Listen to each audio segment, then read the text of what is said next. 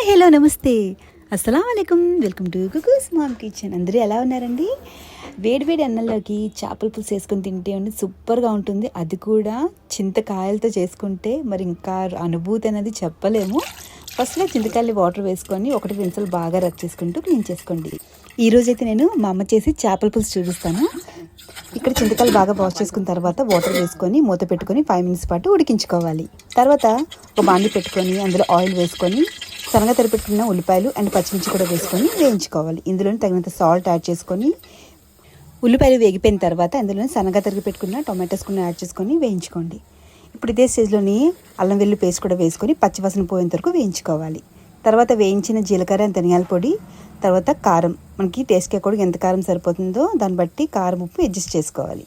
So ఇది అంతా వేసుకొని మసాలాలు బాగా వేయించుకోవాలి. ఇదంతా పచ్చివాసన అంతా పోయిన తర్వాత కొంచెం వాటర్ అంతా యాడ్ చేసుకొని కాసేపు మగ్గనిద్దాం. ఇది కొంచెం మనకి ఇలాగా మగ్గిపోయింది కదా. ఇక్కడైతే నేను చిన్న చేపలు తీసుకుంటున్నానండి, కవ్వళ్ళు. ఇవి సూపర్గా ఉంటాయి టేస్ట్. చేపల్ని ఈవెన్గా సర్దుకుందాం. సో ఇవన్నీ మనం ఇలా వేసేసుకున్న తర్వాత ఇంకా చేపలకి మనం ఇక్కడ గరిట అనేది ఎక్కడ యూజ్ చేయకూడదండి. సో దీని తర్వాత మనము మూత పెట్టేసుకొని దీన్ని ఉడకనిద్దాం.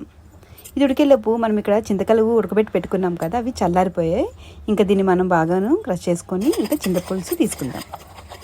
చేపలు కూర వండేటప్పుడు ఫస్ట్ మనం ఎక్కడ గరిట అనేది యూజ్ చేయకూడదండి. ఇక్కడ చేపలు వేసిన తర్వాత ఇలా వేసినట్టయితే చేపలన్నీ చిద్రమైపోతాయి. ఇక్కడ చూపిస్తున్న విధంగా కలుపుకున్నట్టయితే మసాలాలు ప్రాపర్గా మనకి ఈవెన్గా మిక్స్ అవుతాయి. తర్వాత మనం చింతపులుసు తీసుకున్నాం కదా, అక్కడ పులుసు మనం టేస్ట్కి అకార్డింగ్ యాడ్ చేసుకొని ఉప్పు కారం ఏవైనా సరిపోలేదు అనుకుంటే ఈ స్టేజ్లోనే అడ్జస్ట్ చేసుకోండి.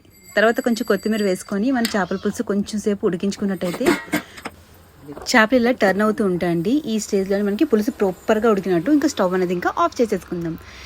ఇయర్లీ వన్స్ మాత్రం చింతకాయలు దొరుకుతాయి కాబట్టి ఆ సీజన్లో మాత్రం డెఫినెట్గా ట్రై చేయండి. సూపర్గా ఉంటుంది. ఒక్కసారి టేస్ట్ చేస్తే ఇంకెప్పుడు మర్చిపోలేం దీన్ని. వీడియో నచ్చిందా? అయితే like, share and comment, subscribe our channel. Thank you for watching.